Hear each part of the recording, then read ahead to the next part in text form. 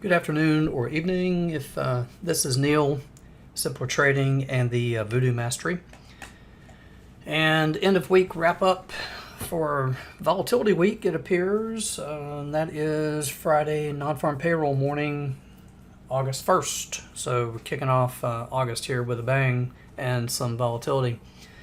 Man, finally some volatility this week.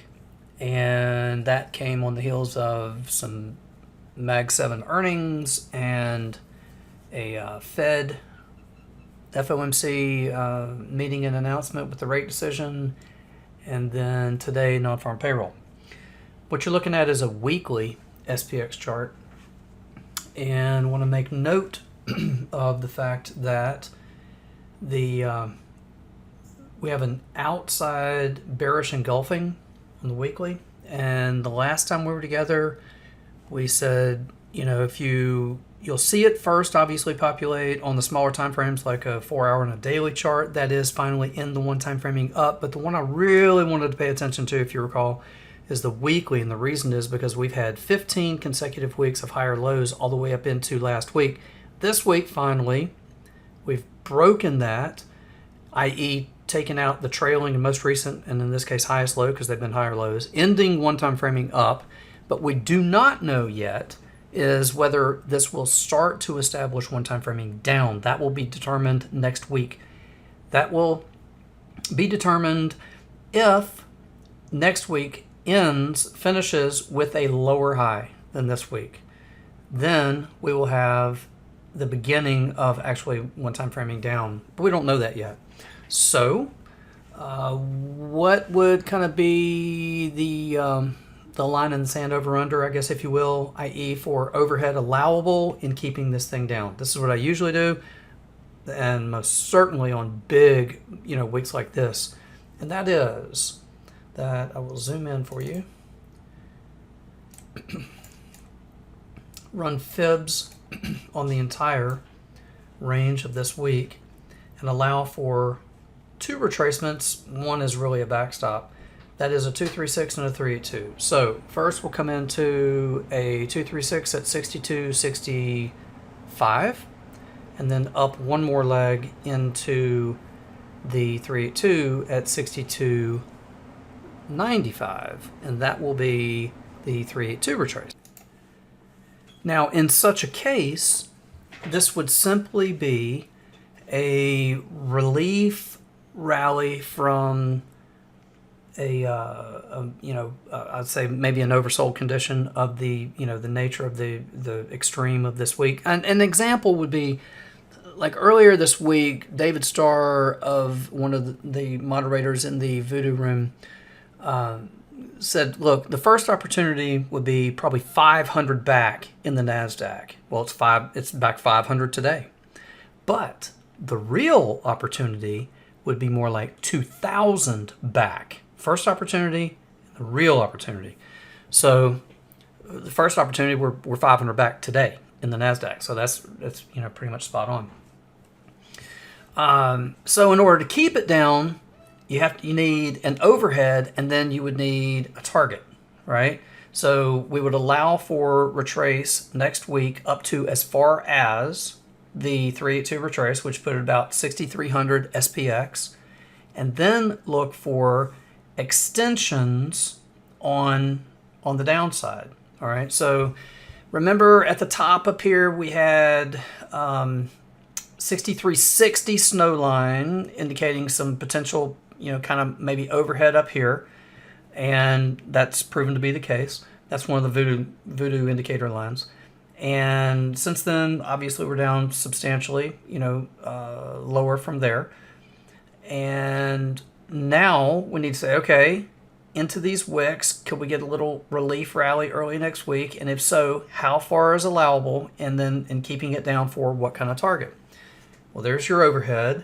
And then I would look for an extension of this low to take it down into, and we have, let me throw this level at you too to remember, because this was very important on the way up, and we knew beforehand to kind of treat it. It's another voodoo line as with some sensitivity. Came up into it, as you can see, that's about 61 80 or something, 80, 85, 6185, something like that. Came up into it. The next week, dipped down back to it, but then took off. So that ended up actually kind of being, support. So that's important. I mean, that's not really my target, but that would be an important milestone for you to remember.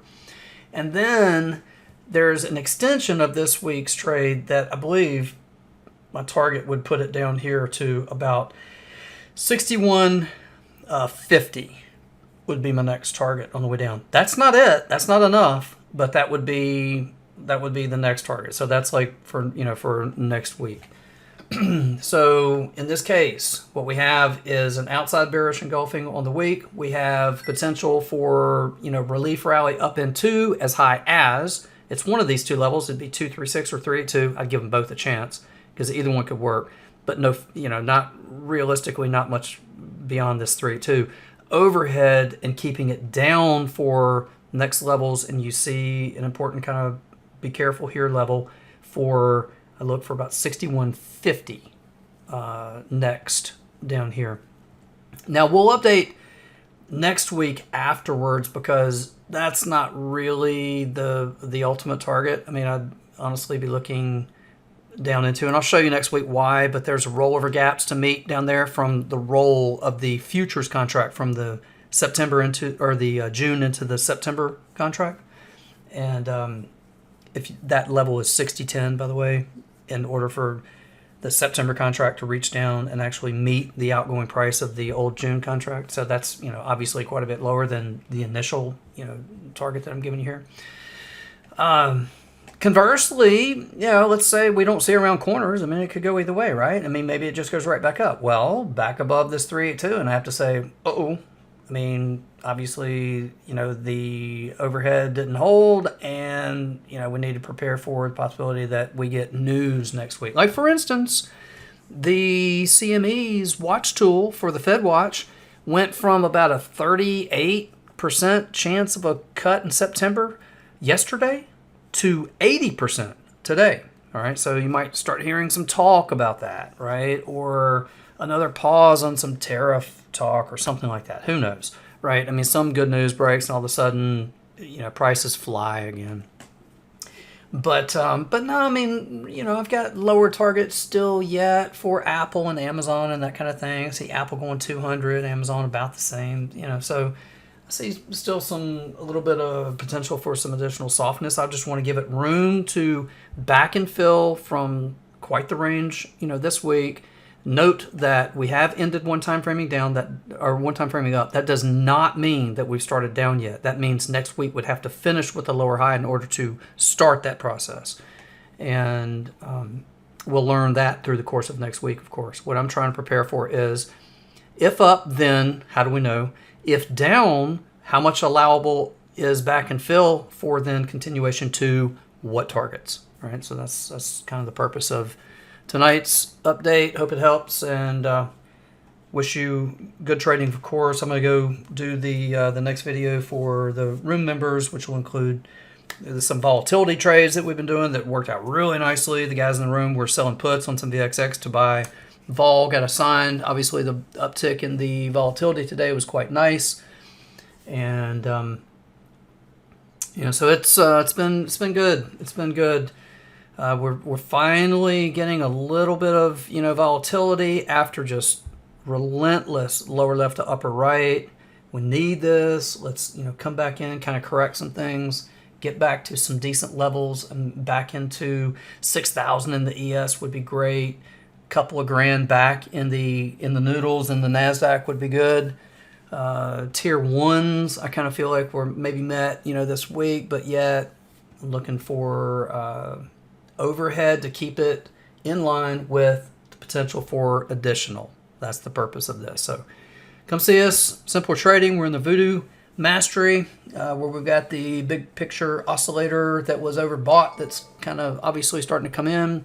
And that was nice. And the Voodoo line up here that did a decent job of catching the top. That's kind of nice also.